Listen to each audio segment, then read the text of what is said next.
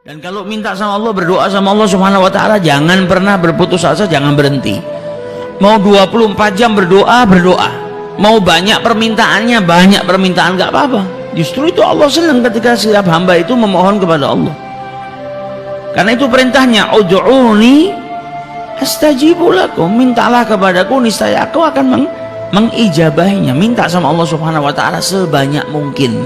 Datang bulan Dzulhijjah, ya Rabb, ini hamba-hambamu yang mendapatkan taufik daripadamu, ya Rabb, mereka semua engkau berikan kemudahan untuk menunaikan ibadah haji, maka aku mohon kepadamu, ya Rabb, di tahun yang akan datang, jangan pikirkan tahun depan apa mungkin saya bisa haji. Wong katanya harus antri dulu, jangan pikirkan itunya, jangan suudzon sama Allah, jangan putus asa. Kalau Allah punya mau, semuanya bisa. Ya Rabb, di tahun yang akan datang panggillah saya ke Baitullahil Haram untuk menunaikan ibadah haji. Minta terus, ketuk pintunya Allah Subhanahu wa taala. Hari Jumat perbanyak doa supaya doa kita bisa berbarengan dengan saat-saat dimana diijabahi doanya setiap hamba. Insya Allah kalau kita betul-betul mintanya sama Allah Subhanahu wa taala, diijabahi sama Allah Subhanahu wa taala. Caranya Allah yang atur, Allah yang mengatur caranya. Allah kalau sudah mau mengijabahi doa dan permohonan hambanya ini, caranya luar biasa indahnya. Sering kita dengar kisahnya Imam Ahmad ibn Hanbal. Tiba-tiba bangun tidur, kepingin pergi ke sebuah desa tapi nggak tahu ingin apa ke sana. Ingin pergi ke tempat sebuah kota atau sebuah desa, tapi dia nggak tahu alasannya kepingin pergi itu untuk apa. Hanya hatinya saja ingin. Sampai akhirnya beliau berangkat pergi ke desa tersebut. Karena nggak ada tujuan sampai di desa tersebut, dia bingung mau apa. Akhirnya beliau sholat di masjid. Selesai panggil, sini kau orang asing ya, iya. Nggak punya tempat tinggal, nggak ada. Kalau kau mau berkenan, kau bisa istirahat di tokoku ini. Tapi ya sederhana, nggak ada tempat tidur yang mewah. Dibilang nggak apa-apa, alhamdulillah, asalkan saya dapat tempat tinggal.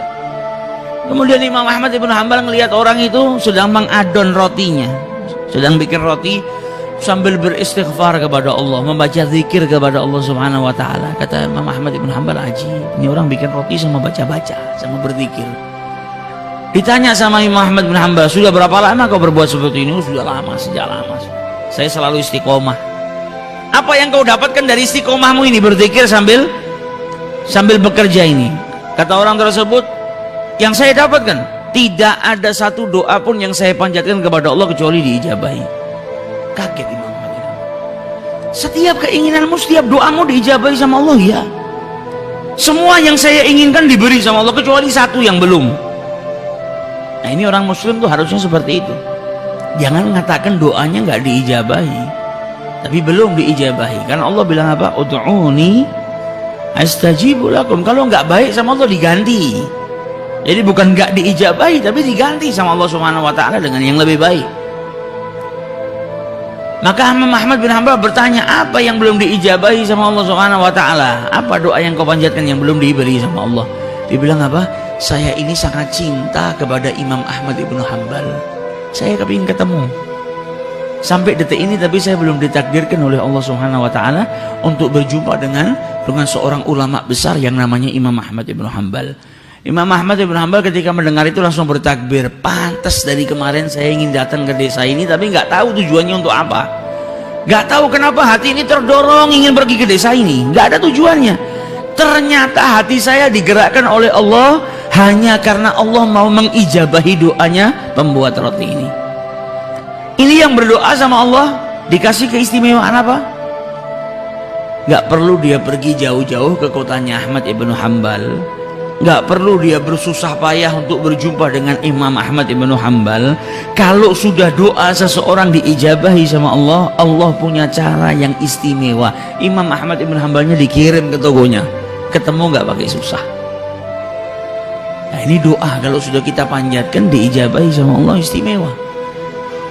Bahkan beberapa tahun yang lalu ada kisah yang luar biasa, mirip seperti kisahnya Imam Ahmad ibn Hanbal, yaitu seorang dokter di negara Syria, di negara Syam, namanya Dr. Hisham.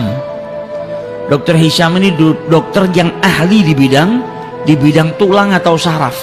Jadi dia paling istimewa di Jazirah Arab. Setiap orang datang dari luar negeri untuk berobat sama si Dr. Hisham ini. Sampai pada suatu saat Dr. Hisham ini mendapatkan undangan seminar tentang ilmu yang dia dalami. Naik pesawat baru terbang beberapa waktu, ada gangguan cuaca yang buruk mengharuskan pesawat itu turun di bandara terdekat. Maka akhirnya dengan terpaksa pesawat itu mendarat di bandara terdekat. Dia tanya sama yang jaga bandara, ini kapan kira-kira pesawat ini bisa diterbangkan lagi? Mungkin bisa makan waktu 9-10 jam, bisa sampai 12 jam karena cuaca buruk. Dan ini bukan bandara komersil yang di situ banyak pesawat mundar-mandir. Rumah yang sudah jelek, sudah rapuh. Dia berhenti, dia ketok pintu rumah tersebut, yang buka nenek tua, wanita yang sudah lanjut usia. Ditanya sama Dr. Hisham, apakah kau punya telepon di sini? Saya ingin mengabari tempat saya yang saya tuju itu karena saya saat ini tidak bisa melanjutkan perjalanan. Kata nenek tadi, saya nggak punya telepon, saya ini orang miskin, nggak punya apa-apa. Saya hanya punya teh dan sedikit makanan, kalau kau mau silakan masuk. Saya berikan teh dan sedikit makanan untuk menghangatkan dirimu. Maka masuk Dr. Hisham, duduk, minum teh, dikasih makanan. Nenek tadi kembali ke kursinya. Kemudian di kursinya dia berzikir kepada Allah, berdoa kepada Allah Subhanahu wa Ta'ala. Dilihat sama Dr. Hisham, luar biasa ini nenek. Di malam hari dia duduk, dia berdoa kepada Allah. Tanpa Dr. Hisham sadari, ternyata di sebelah nenek tadi ada anak kecil yang terbujur kaku.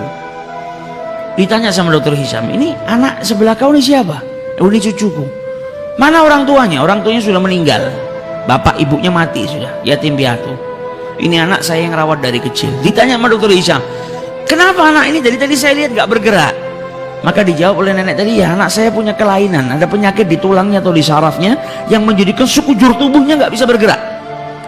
Dan kata orang-orang di sini gak ada yang bisa menyembuhkan penyakit anak saya kecuali dokter terkenal namanya Dr. Hisham, ada di negara Syam. Tapi apalah daya, saya orang miskin, gak punya apa-apa.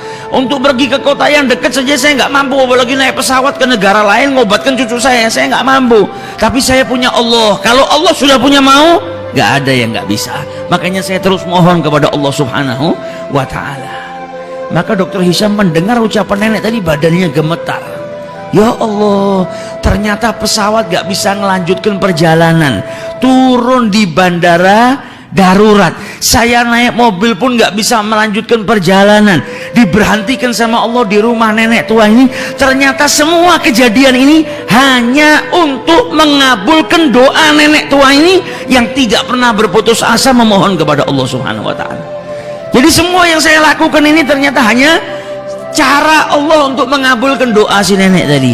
Nah ini istimewanya orang kalau sudah doa, nggak perlu mikirkan caranya kita orang.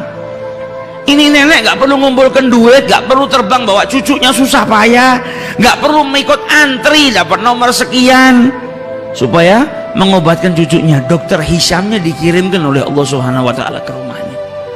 Maka dari itu jangan putus asa. Kalau kepingin berangkat haji, jangan matematika. Dari mana uangnya? Dari mana uangnya? Minta sama yang punya dunia dan seisinya. Kalau Allah sudah mau menakdirkan kita, ngundang kita, nggak ada yang mustahil. Akan dikirimkan rezeki oleh Allah Subhanahu wa Ta'ala ke rumah kita dan kita pun bisa berangkat menunaikan ibadah haji ini yang